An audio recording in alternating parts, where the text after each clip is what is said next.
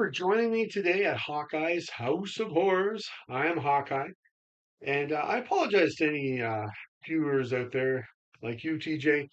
It's been a while since I've done a horror review, but it's my week off, so I'm planning on watching some horror movies this week.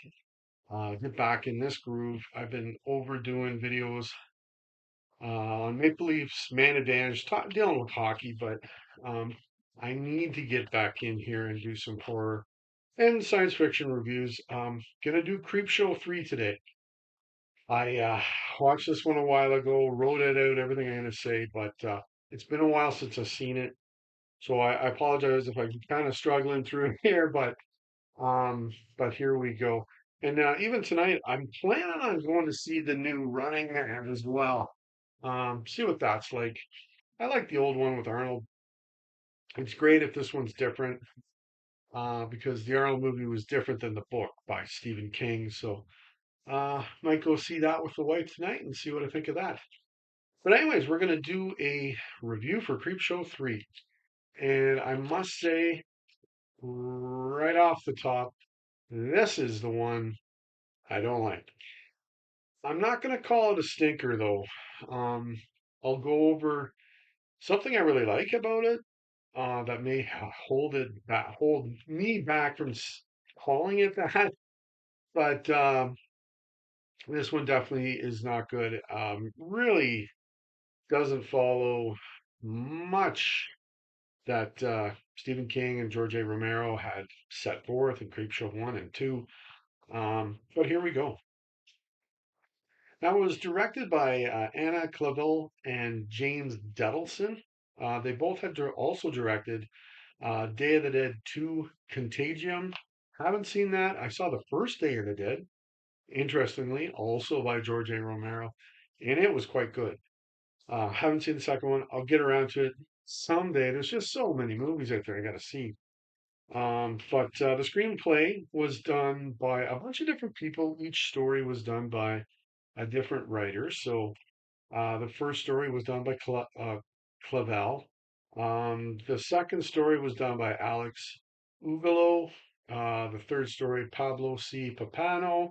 Fourth story by Duddleson. And the fifth story by Scott Frizzell. Now, this film has absolutely no involvement of George A. Romero, of Stephen King, or Tom Savini, who did the facts for the first one, and um, I think he helped with the effects as well. And the second one may have been an overseer of it.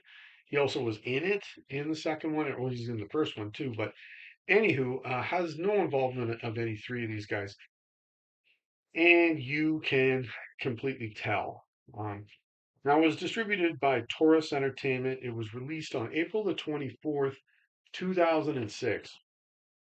I can't believe this film is 19 years old. I've seen it twice now. Um, Unfortunately, I don't really feel like I really want to see it again. But it's hard to believe it's 19 years old. Boy, does time ever fly. Now, it had a budget of $3.5 million. Now, in 2025 dollars, that's a $5.6 million budget.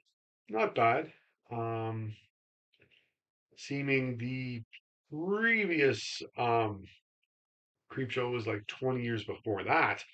So they got some money to make this. Now, I have no idea what kind of money it made at the box office. I don't know. So it makes me wonder if they lost money on this one. So just to get into the story of each segment of this Creepshow film. As if you know, Creepshow, the movies, is based on a comic, and there's a bunch of stories within the film that are short stories. So, the intro of the film, we have a picture of a fortune teller. Not exactly sure what that has to do with any of the film. But then we get this stupid, really stupid, quick, really bad animation and really silly sound effects for like a 4-year old or something. Maybe they would love it. and that's the intro to the film. Is it trying to bring scares? Because boy, oh boy, is that not working. So the first story is about this self-centered schoolgirl named Alice, played by Stephanie Petty. Um, in being introduced to her and meeting her quickly, we have like no feelings for her. He's not a good character, as in she's a character you don't mind bad things happening to her, and oh yes, they do. Um, at the same time, her parents, I didn't look it up, but her parents look like they're only like 5 years older than her. They look really close to her age. The grandma, played by Bunny Klein Gibson, she's also the dean of this local college. But her thought on her granddaughter is she has no ass. I guess that's funny. Now, the story of the film, this short story is this universal remote that the father had bought off the street, in fact. Um, he's using it on the television. It's screwing things up around them. And I gotta say, that's not really an original idea. I've seen that in other films, like Click, for example, which may have came a year later, but it was right around the same time. Also, like The Truman Show or even Wes Craven's Shocker, it's not really an original idea. And yeah, once I've seen that once, it's like, okay, I don't need to see that idea again. Um, and then the story gets really, really stupid when you get inside the professor's house, and he's in another story or two as well. For some reason, she needs to eat. A delivery guy literally walks into the house, and she needs to get a drink because she can't talk to him because her mouth is full. Maybe that's funny to a 4-year-old as well. It Boy, did that the humor not work for me. Um, yeah, and it just made me wonder, was this written on the way to the set for the day? Like yeah, this might be my least favorite story is the first one, and that's not a good way to start your film off. Um, yeah, I didn't like this story whatsoever. The gore is okay. It gets gory. She starts like ballooning out, becoming grotesque and mutant like as the remote's being used, this Alice girl. But she's also like the gore, or she's looking kind of shiny, so it looks like a suit she's put on, not actually gore applied. Um, yeah, just a terrible story. It does get better, but this one's terrible to me. It does get better, as I said. The second story is about some dude named Jerry, played by AJ Bowen. He's a security guard, and he just happens to live in the worst apartment in maybe all of America, I guess. It's a bad spot. Um, Prostitution is a way of life around here, no doubt. A pimp lives like on the floor below him, and there's a prostitute, I think, on the second floor. And yeah, that's just where he lives. Jerry buys a radio off the same guy that the dad had bought a remote off of in the first story. Um, and the radio has this sexy voice telling him what to do. The voice is by Kara Cameron. It's effective. It is sexy and husky and all that. It's doing its thing there. Thing is, they go over things of little or of no interest, as such as saying hi to the prostitute, telling upstairs neighbors to knock it off, eating a sandwich instead of soup. I think that's just a horrible way to progress the story, going over things that just don't matter. Like maybe saying hi to the prostitute is one that, okay, I can see it. There's that character is in the story later as well, so okay, but it's still a terrible way to progress the story or progress what the radio is doing for this guy. I think. Um, yeah, if this is their way of showing he is growing a pair of balls, um, it could be done in a much bigger, better, more effective way. Like talking back to the big bad pimp, played by Akil Wingate. He's certainly in this story. This one's longer than the first one and slightly better, but still commits the sin of becoming boring. That's definitely a sin of definitely some horror films where it's like, okay, you got a premise, you got an idea working, but then it gets boring. That's definitely a cardinal sin to me. Radio leads Jerry to steal some hidden money. Then Dead Brain Neighbor is trying to break into his house while Jerry is like 10 feet from the door. Okay. He then throws this dope over the railing across from his apartment door, I think, or just down the hall, one or the other. Um, oh, and he kills this guy's woman as well. The father from part one shows up as the cop, and he thinks it's a murder suicide. Okay, all right. Um, Jerry then takes prostitute Eva, played by Elena Madison, with him, but he kills him, and then Leon, the pimp, kills her, and he takes the money back, all while listening to his own radio telling him what to do. So there's the catch in the end, the twist. Still better than the first one, but no, it's not good. Not good at all. The third story is actually good. This is certainly the best one. There are definitely things I would do completely different. But here we have a call girl named Rachel, played by Camille Lacey, who has, yes, you guessed it, Leon as her pimp from story number two, and also has no problem killing Bible pounders out in the street on a bright and sunny day.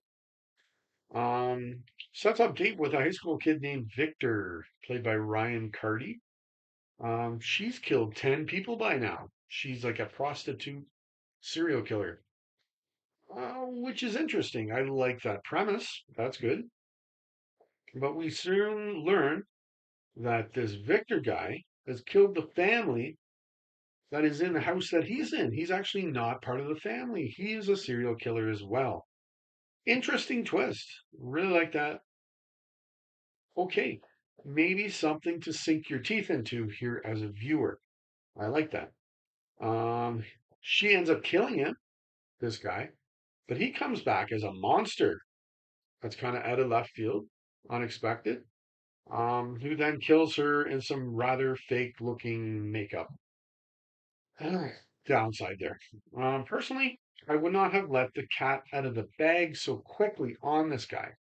I would have let the story go the full course, almost right to the end of the story, until Victor is able to turn the tables on the call girl, kill her, and then we see, in fact, that he has also killed the family in the house. It would have been much more shocking and scary and, well, hopefully scary, but even more in left field. And that would have been a more effective way of bringing the story out, I think. But I still like the third story. And that's the only one I actually liked out of the group, unfortunately. The fourth story, we got the professor back. Um, Emmett McGuire is the guy who plays him, and he's getting married. Two of his greatest students, Charles, Michael Madrid, and John Ben Pronsky, visit to talk to him about the wedding. One thing I had a problem with this one is it seemed really cheap or like it seemed very stagey to me. The way, in my mind, anyways, like how it was brought on film, it looked very, I don't know, the takes were too long or something. I don't know. It didn't come across all that well to me. Um, and there's nothing here to indicate to me that these two dolts were in fact his greatest students. There's nothing for me to really say, oh, okay, I could see that. These two think that the professor has created the perfect woman into a Russian robot cyborg. So she's not real. Played by Bo Kresik. They, in the end, kill her and try to take her apart, only to find that no, she actually was real after all. She's not a robot. It kind of plays out like a really bad Monty Python skit. And the thing is, in my opinion, there's no such thing as a really bad Monty Python skit. I love those guys, but that's how it plays out. Needs really big reworking on this one. Cut down the dopey humor as well. Um, Anyways, the fifth story is most like a creep show story. Well, part of it, anyways, but not most of it.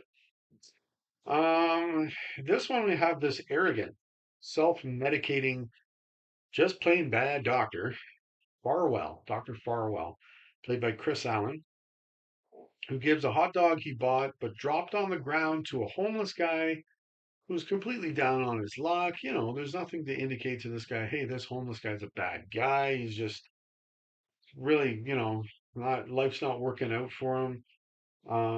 Wouldn't you guess if the homeless guy dies in front of like 10 onlookers that just like stand over top of him and like look down on him, aren't there to help him, just watch him die? It's kind of weird. Who are like seagulls. That's what I wrote. Um, while he dies. And then the homeless guy comes back to haunt him and vomits when he sees him because of the hot dog. It's also like a bad joke that doesn't work. He even pulls the hot dog out of his stomach to show him, which is interesting because it seemed very like almost David Cronenberg like, but big difference is David Cronenberg makes great films. This is not that.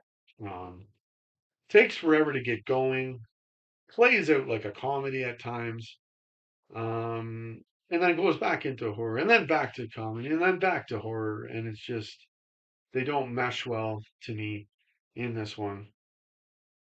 We watch the doctor in action at the clinic, and yes, some of it is funny, or man, you're like, it really adds to his character. You see that this guy's not a nice guy. It's effective in showing you that about this character, that he's not a nice guy. And some of it is funny, and some of it's a lot less funny. Because the doctor is so unlikable and such a dick. The humor comes across as assholery. He's not a nice guy at all.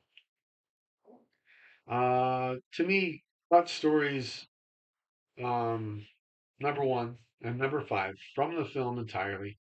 Rework the other three, all other three. And if she doesn't come in at 90 minutes, what? Come up with an even better story you could put in there as well. I don't know. The main actors are generally okay, but there's some brutal overacting going on here from some of the actors. Um, and yes, I gotcha. Like, definitely in the Creepshow films, the first two, there's some moments where it's like that's over the top. The acting's very hammy, you could say, but like the Stephen King story in the first one, for example, there's an example there. But um, it still worked in my mind. I still could watch that right now, that story. Um, and these ones with the acting, I don't really want to watch them again. The third one, once again, I like that one. That was a good one. Um, yeah, to the point with the acting, some of it seems like amateur night at the Actors Guild.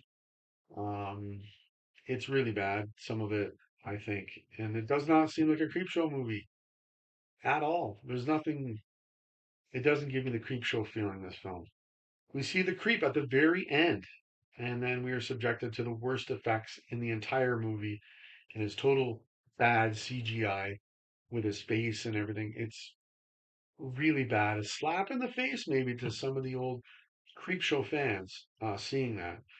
And the one thing I did like, and I like um, enough to hold me from calling this a stinker, is um, the stories are connected.